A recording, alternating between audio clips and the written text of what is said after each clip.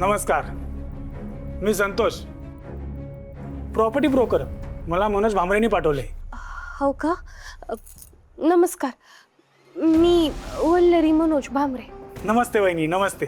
चला, येता ना फ्लॅट बघायला? कसं आहे ना वहिनी, तुमचं बजेट फार कमी आहे आणि तुमच्याकडे वेळही नव्हता फार. मनोज दादा बोलले लवकरात लवकर खाली करायचं आहे तुम्हाला घर.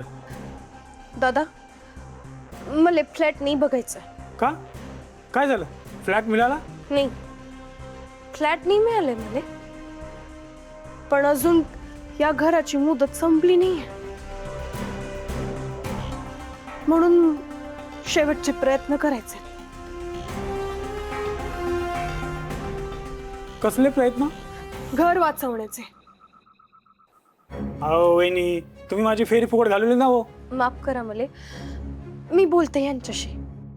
अहो, अशी एका दिवसात जागा वाचवता येत नाही मुंबईत. तरी बी बघू, काही जमतंय का आम्हाला? वहिनी, कमी भाड्याच्या जागा मिळत नाहीत पटकन. आहेत ते बघून घ्या, नाही तर त्याही जागा जातील. हो ब्रोकर भाऊ, तुमचे प्रॉपर्टीवरचे लेक्चर ना आपण ठेवू नंतर कधीतरी. आता निघा. धन्यवाद. माफ करा. आजकाल ब्रोकर पण खुन्नस देऊन जातात रे. जाऊ. बिल्डर, बघ बघ कोण आहे.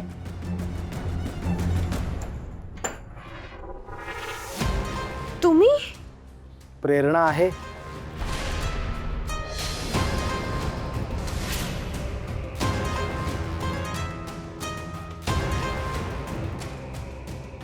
तुम्ही डायरेक्टली असे घरी निघून आलात? सॉरी, तू कॉल करत नव्हतीस, कॉलबॅक पण करत नव्हतीस, म्हणून वाटलं भेटावं म्हणून आलो. मका सांगा, आपल्यात असं काय नातं आहे की तुम्ही डायरेक्टली इथे माझ्या घरी निघून आलात? नाही, मान्य, मला भेटलोय आपण काही वेळा, भेटल्यावर छान मनमोकळ्या गप्पाही मारल्यात, पण त्याचा अर्थ असा होत नाही ना की तुम्ही कॉल केल्यावर मी ते उचललेच पाहिजे. मी असं काय वागले हो ज्यामुळे तुमचा हा गैरसमज झालाय? कळेल का मका? हे बघ, मी अचानक घरी आल्यामुळे तू चिडली आहेस, आय नो, पण अशी वैतागू नकोस ग. हे बघ, तू म्हणतेस तसं आपल्यात काही नाही आहे. आपण फक्त ओळखतो एकमेकांना, पण ती ओळख टिकून आहे की नाही याची खात्री करायला मी आलो. हे बघ, मला माहिती आहे की माझे कॉल रिटर्न करायला तू बांधीलही नाही आहेस. समजूतदार पीस दिसतोय ग. सुरुवातीला सगळं असंच दिसतं ग.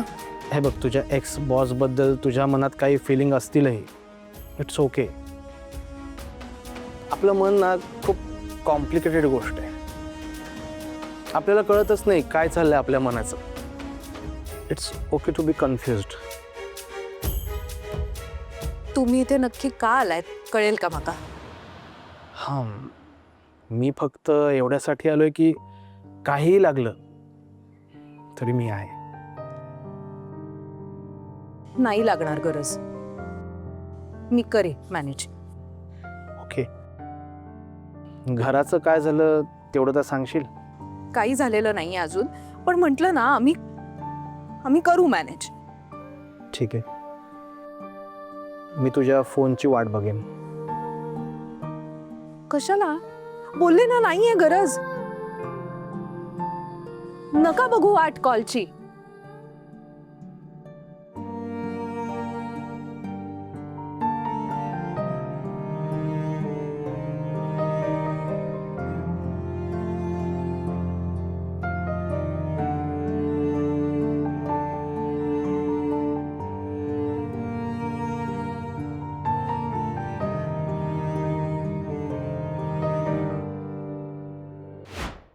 अगं, इथं जळगावमध्ये बसून तुला प्रॉपर्टी एजंटचा नंबर दिला होता मी.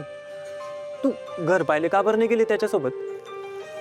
अहो, ते मला वाटत होतं की आणखीन थोडे प्रयत्न करायला हवे ना घर वाचवण्यासाठी.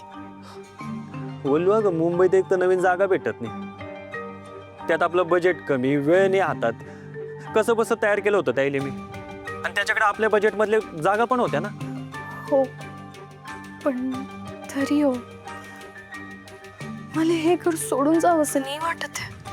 अगं वाटत नाही, पण बिल्डरने तुला घराबाहेर काढलं, काय करशील ना. मुंबईत तुला राहिलं नवीन जागाच नाही, मग वकिली बिकिली सोडून गावाला निघून येशील का. आणि इथे तर वाटच बघी राहिले ना. तू कधी एकदा हार म्हणून गावाला निघून येते ते. या सगळ्याचं म्हणलं खरं करशील वल्लरी तू. नाही नाही, मला खात्री असं काय बी नाही होणार आणि आमचं घर बी वाचेल. असं काय करी राहिली वल्लरी तू. मी ना तुला हुशार समजत होतो, पण तू डोकं सोडून मनानेच विचार करी राहिली. अहो असं काऊन बोलताय तुम्ही. वल्लरी, तुला आठवते ऍडमिशनच्या दिवशी तू अनोळखी माणसाले 35,000 रुपये देऊन मोकळी झाली होती तुझ्या बाबडेपणामुळे. हो तेव्हा मला तुझी काळजी वाटली होती, पण नंतर नानावाटी सरांकडे कामाला लागलीस तू. तेव्हा मला वाटले की माझी बायको आता मुंबईतून वकील झाल्या बिगर हटायची नाही. पण तुझं तेच चाललंय. मला वाटी राहिलं की घर जाणार नाही, घर जायला नको, असाच विचार करी राहिली. आपल्याला तर बरंच वाटतं ना ग. सगळंच होतं का आपल्या मनासारखं. मला सांग, तुला असं का वाटी राहिलं की घर जाणार नाही म्हणून. हो पण बुलबुल बाग मध्ये राहणाऱ्या प्रत्येक माणसाचा त्यांच्या घरावरती हक्क आहे हो. आणि जर का आमच्या मनात नसेल ना तर तो बिल्डर आम्हाला नाही काढू शकत या घरातनं. आणि असं असून बी तो जर का घुसखोरी करणार असेल ना तर तो अन्याय आहे आमच्यावरती. तो मला नेऊ द्यायचा आहे. होई तर राहिले ना. हो पण तरी बी मला प्रयत्न करायचे. मला नाही आशा सोडायची. फक्त ना मला कळत नाहीये मी काय करायला पाहिजे ते. कोणावर बी अन्याय होऊ नये हीच भावना तुझ्या मनात होती, म्हणून तू वकील व्हायला गेलीस ना तिकडे. आणि हीच भावना तुला मुंबईला शिकायला घेऊन गेली. म्हणून सांगी राहिलो, वकिलासारखा विचार कर. नक्कीच काहीतरी मार्ग सापडेल बघ. हो